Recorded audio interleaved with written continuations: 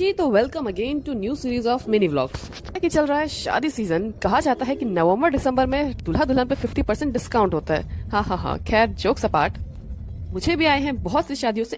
के लिए मैं जा रही हूँ मायके से ससुराल, इसलिए मम्मी ने मुझे दिया खोइचा।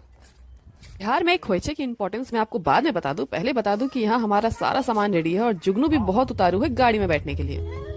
मैं जा रही हूँ पासी के गांव में अपनी मौसेरी ननद की शादी में, और मुझे ड्रॉप करके मम्मी पापा जाएंगे शिवी की शादी अटेंड करने, जिसकी एंगेजमेंट मैं आपको पहले भी मिनी ब्लॉग्स में दिखा चुकी हूँ।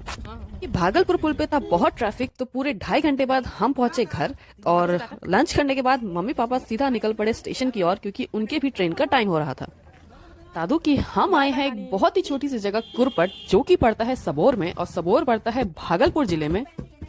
तो मैं आपको शाम को घुमाऊंगी, उससे पहले दिखा दूं कि जुगनू फुल जोश में है अपनी बुआ की शादी के लिए। यहाँ इसकी एक्साइटमेंट तो खत्म ही नहीं हो रही है। नई जगह आके ये और चीजें एक्सप्लोर करता है।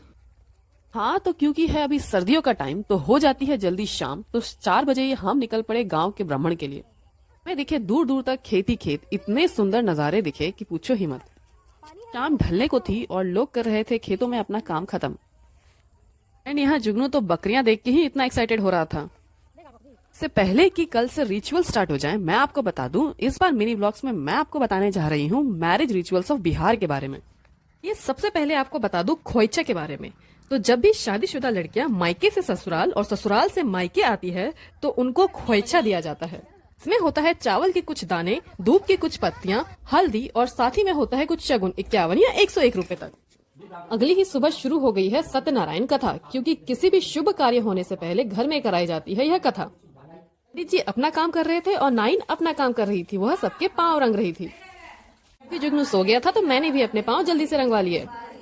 सत्यनारायण कथा के बाद आसपास की सभी औरतें भी आ गई थी गीत गाने के लिए। अब ऐसे तो ये आजकल के ट्रेंड है कि संगीत, हल्दी, मेहंदी के लिए अलग से इवेंट रखना, लेकिन पहले के जमाने में इसी तरीके से 11 दिन पहले ही गीत मंगल शुरू हो जाते थे।